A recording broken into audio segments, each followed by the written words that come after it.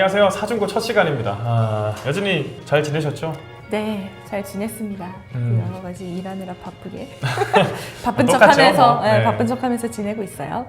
날이 좀 더워졌었는데 다행히 좀 태풍이 지나가면서 비가 내리기 시작했잖아요. 네, 그러면서 좀 기온이 조금 내려가서 그나마 좀 덜 덥게 여름을 보낼 수 있는 것 같습니다. 맞습니다. 그나저나 좀 반가운 소식이 있다면서요? 네, 이제 우리 일이 좀 많아지는 소식인데요. 반가운 건가요, 그러면? 일이 많아지는 건 뭐 좋은 거니까 네. 반가운 소식이라고 할 수 있겠죠. 이제 저희 자플린이 영상을 보시고 드디어 좀 사연을 보내신 분이 생겼어요. 그래서 이제 몇몇 분들이 이제 영상을 보시고 좀 고민되는 부분들이 있다, 이런 내용들을 좀 알려달라라고 네. 이렇게 문의를 주셨어요. 저희가 이제 드디어 사연도 받고 그렇죠. 월드 클래스로 가는 어떤 기로에 있는 것 같은데. 월드 클래스면 우리 영어 자막도 넣어주셔야 되는데. 그래요? 피디님? 그러면 우리가 처음에 사중고라고 얘기했잖아요. 이거의 네네. 뜻을 먼저 알려드려야 될 것 같아요. 그렇죠. 일단 사중고란 타이틀을 붙인 이유는 이제 사소하지만 중요한 고민이란 뜻이에요. 그래서 조금 사소해 보이지만 사실은 이직이나 좀 면접이나 뭐 여러 가지 면에서 좀 고민해봐야 되는 중요한 내용들이어서 이제 사중고라는 그런 이름을 붙였고요. 그래서 이런 부분에 대해서 어떻게 해결하면 좋을까에 대해서 얘기하는 시간을 좀 가져보려고 합니다. 네. 그러면 첫 번째 고민 제가 읽어드릴게요. 네. 35살 여성분이시네요. 안녕하세요. 저는 이직을 고민하고 있는 35살 여성입니다. 3번 정도 이직 경험이 있고 지금도 이직을 생각하고 있습니다. 그런데 이직을 하면 할수록 성격의 장단점을 말하는 게 어렵습니다. 서류 단계에서는 경력직은 자기소개서 대신에 경력기술서를 내면 되니까 괜찮은데 면접에 가게 되면 경력직에게도 꼭 성격의 장단점을 물어보더라고요. 특히 단점을 물어보면 정말 막막해요. 솔직하게 말하면 떨어질 것 같고 그렇다고 단점이 없다고 할 수도 없고 내 단점을 어떻게 말해야 솔직하게 느껴지면서도 떨어지지 않을 답변이 될까요? 라고 사연을 하나 보내주셨습니다. 굉장히 고민될 것 같은 그런 사연인데 성격의 장단점, 이게 이제 취업을 준비하시는 분들에게도 물론 고민이고 이직을 하시는 분들에게도 또한 고민이 되는 맞아요. 근데 가장 대표적인 질문 중 하나 아니겠습니까? 이런 부분 같은 경우에는 특히나 단점에 대해서 얘기를 해주셨는데 단점이 어려워요. 어렵죠. 네. 진짜 여기 이 사연 보내주신 분께서 얘기하신 대로 솔직하게 말하면 떨어질 것 같은 거야. 그러니까요. 그렇다고 단점이 없는 사람이 어디 있어요? 사람이 완벽한 사람은 없는데, 그러니까 이제 단점을 어떻게 얘기해야 될까 이제 되게 고민도 많이 하시고, 그러다 보니 단점에 대한 이런저런 조언들도 되게 많습니다. 이제 대표적인 게 이제 과하면 단점이 되는 장점 같은 것들 그쵸, 골라라. 그러죠. 네. 그래서 이제 뭐 집중력이 너무 뛰어나면은 뭐 간혹 뭐 다른 사람들이 뭐 챙기지 못한다, 이런 것들이 있죠. 내가 좀 워커홀릭이다. 하지만 이런 것들을 좀 요새는 뭐 라이프 앤 밸런스를 맞추려고 내가 노력하고 있다. 약간 이런 식으로 어떻게 보면 장점이다, 어떻게 보면 단점 같은 그런 것들이 이제 좀 적더라고요. 맞아, 아주 피상적인 많이들 쓰는 그런 얘기들 쓰죠. 네. 근데 오늘 이제 제가 좀 해드리고 싶은 내용은 우리가 경력직이잖아요. 그러니까 경력과 어떤 나이라는 변수를 좀 고려를 해야 되는 거죠. 그러니까 나이나 어떤 연차에 맞게 좀 단점을 바꿔서 말을 해야 된다, 이런 말씀인가요? 네, 맞아요. 그러니까 제 친구 사례를 하나 좀 얘기를 해드리자면, 제 친구가 어느 날 갑자기 저한테 이게 카톡으로 갑툭튀로 막 야, 내 단점이 뭐야? 라고 물어보는 거예요. 네. 그래가지고 내가 그걸 갑자기 왜 물어봐? 그랬더니 뭐 단점이 한두 개니 내가 막 이렇게 얘기하긴 했는데 왜 물어봐? 그러길래 자기가 면접을 좀 앞두고 있는데 비슷한 고민이네요. 그쵸, 비슷한 고민인 거죠. 그래서 단점을 뭐라고 해야 될지 모르겠다 그러길래 너는 뭐라고 준비를 했는데, 너는 뭐라고 생각을 했는데? 라고 물어봤더니 그 친구가 나는 좀 소심하고 좀 내성적이니까 앞으로 나서는 걸 좀 꺼려한다, 이런 거를 이제 단점으로 생각을 하고, 이제 이 친구도 이제 보완을 해야 될 걸 고민을 했을 거 아니에요. 네. 그래서 그걸 보완하기 위해서 좀 뒤에서 서포트하고 뭐 조력을 하는 그런 걸 잘한다 라고 이렇게 얘기를 할 거라고 하더라고요. 그래서 제가 그래? 라고 이렇게 했는데 네. 그럼 그래 라고 하고 어떻게 뒤에는 뭐라고 얘기하셨나요? 그렇게 하면 떨어진다라고 그래요? 아니, 친구분도 많이 고민하셨을 텐데 네. 좀 떨어진다는 얘기 듣고 충격이 컸겠어요. 그렇죠. 왜? 막 이렇게 물어보네요. 네. 그게 나의 진짜 단점인데? 라고 얘기를 하더라고요. 그러니까 그분도 어떻게 보면은 좀 내가 소심한 만큼 그래도 뒤에서 서포트하는 거는 좀 잘한다라는 식으로 이렇게 잘 풀어내는데 이게 오히려 좀 도움이 되는 답변은 아닌가 봐요.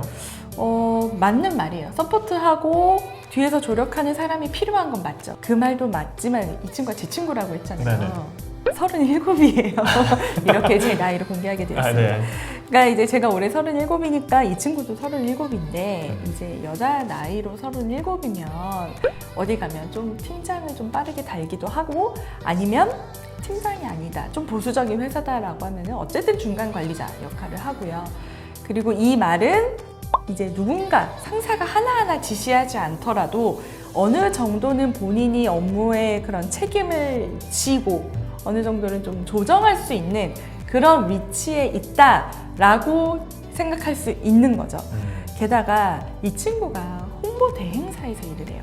그러니까 이 홍보 대행사들은 보통 그 나이보다 직급을 조금 더 높게 줘요. 그러니까 다른 데 가면은 대리면 여기는 과장이고 다른 데에선 과장 받을 나이면 여기선 차장을 주고 약간 이런 분위기가 있고 또 이제 고객사 담당자랑 1대1로 커뮤니케이션을 하고 의견을 조율해야 되는 일들도 많고 또 이제 보통 홍보 대행사들이 이제 대규모도 있지만 이렇게 소규모 홍보 대행사들도 되게 많거든요. 그러면 여기는 대표님하고 이렇게 1대1로 뭐 보고하고 의견을 나누고 이런 것들도 엄청 많아요. 그러니까 면접에 가게 되면은 나는 이런 것들을 충분히 수행할 수 있는 사람이다. 그리고 업무와 팀을 이제 좀 강하게 리딩할 수 있고 커뮤니케이션도 적극적으로 할 수 있는 사람이다. 이런 것들을 마구마구 어필을 해야 되는데 이런 자리에서 내가 좀 내성적이고 소심하다라고 단점을 언급해 버리면 좀 책임을 회피하거나 이렇게 좀 책임을 피하거나 아니면 좀 남들이 요구하는 대로 좀 끌려가는 그런 사람처럼 보일 수 있다는 거죠.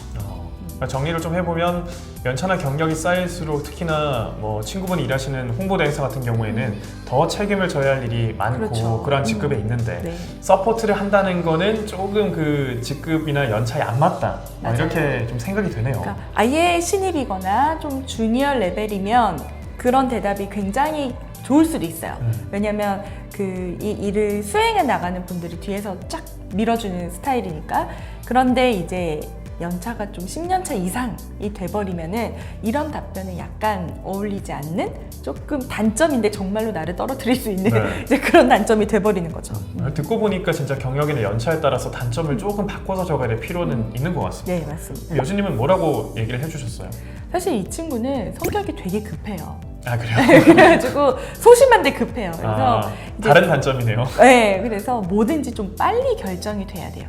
그래서 뭐 여행을 가더라도 뭐 빨리빨리 해야 되고 시간에 맞춰 일사불란하게 움직여야 되고 그리고 뭐 전화, 뭐 다른 친구들한테 뭘 물어봤는데 대답이 늦어져. 그러면은 되게 조심스럽게 그거 언제 확인해 줄 수 있어? 막 이렇게 물어보는 친구거든요. 그래서 제가 그 친구한테 너는 모든 걸 빨리 하려고 하는 게 단점이다라고 얘기를 해라.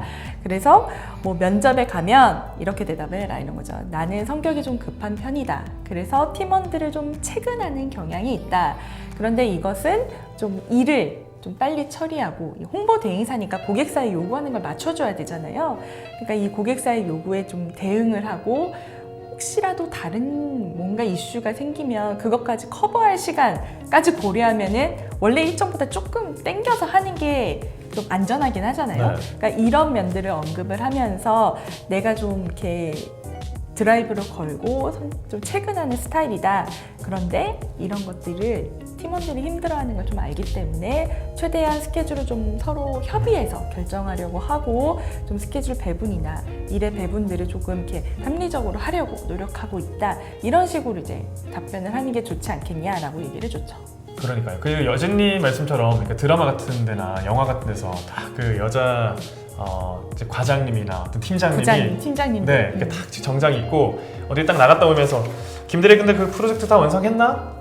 그 발주 상황은 어떻게 되나? 이렇게 물어보는 장면이 있고 그렇죠. 있잖아요. 되게 급하게 빠른 걸음으로 막 들어오고 그러니까요. 막 이렇게 툭툭툭툭 이렇게.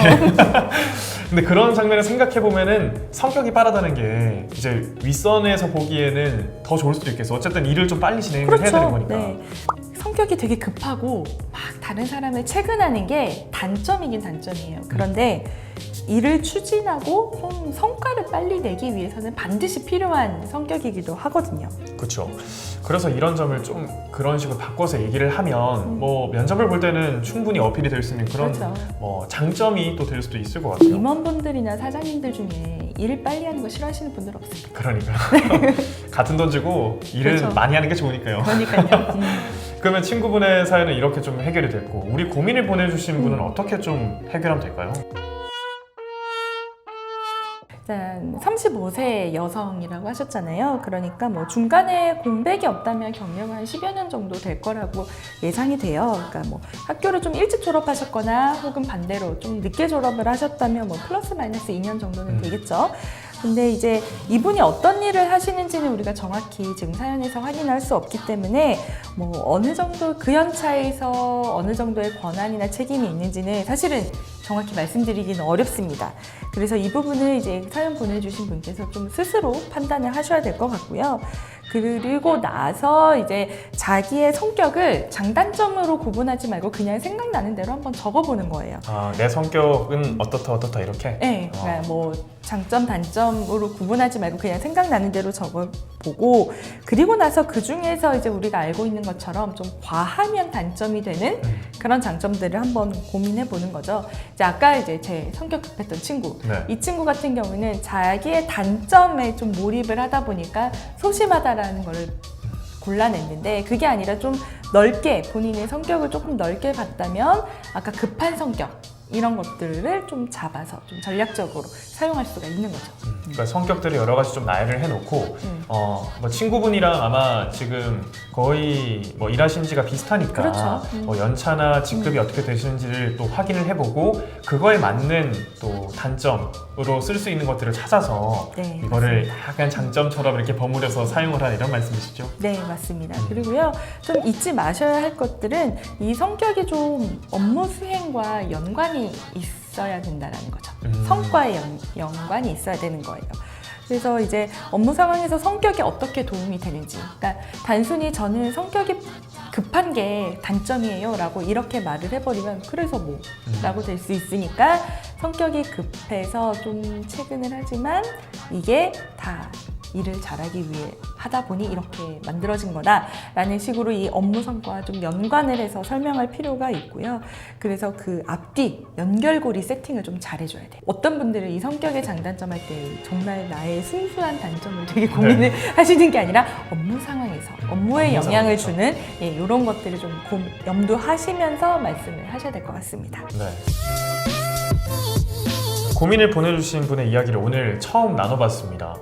성격의 장점과 단점에 대해서 고민이 있다고 얘기를 보내주셨는데 이런 걸 좀 얘기를 나누다 보니까 좀 더 디테일하고 우리가 더 그렇죠. 깊은 얘기를 할 수 있는 것 같아요. 네.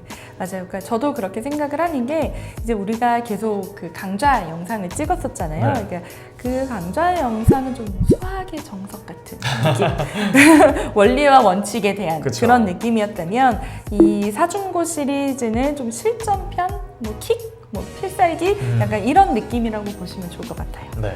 사중고 오늘 첫 시간을 가져봤는데 사소하지만 중요한 고민을 해결해 드리는 코너입니다. 사중고 여러분의 고민을 또 기다리고 있습니다. 그 영상 게시글 보시면 링크가 하나 밑에 있을 거예요. 그 링크 클릭하시면 여러분들의 고민을 편하게 보내실 수 있으니까 뭐 이직, 또 취업, 경력 개발, 그리고 커리어나 직업 등에 대한 고민이 있으시다면 바로바로 보내주시기 바랍니다. 선생님 그거 멘트 하나 해주세요. 어떤가요? 먹고 싶을 땐 먹고, 사고 싶을 땐 사고, 고민될 땐 써라. 오케이, 알겠습니다. 자, 먹고 싶을 땐 먹고, 사고 싶을 땐 사고, 고민이 있을 때는 써라. 그 말씀하죠? 네. 이직에 대해서 2중고, 3중고, 4중고를 다 여기 자플레닛이 해결해 드리기 위해서 준비하고 있으니까 여러분들 사연 많이 보내주시고요. 오늘은 여기까지 하도록 하죠. 네, 고맙습니다. 네, 감사합니다.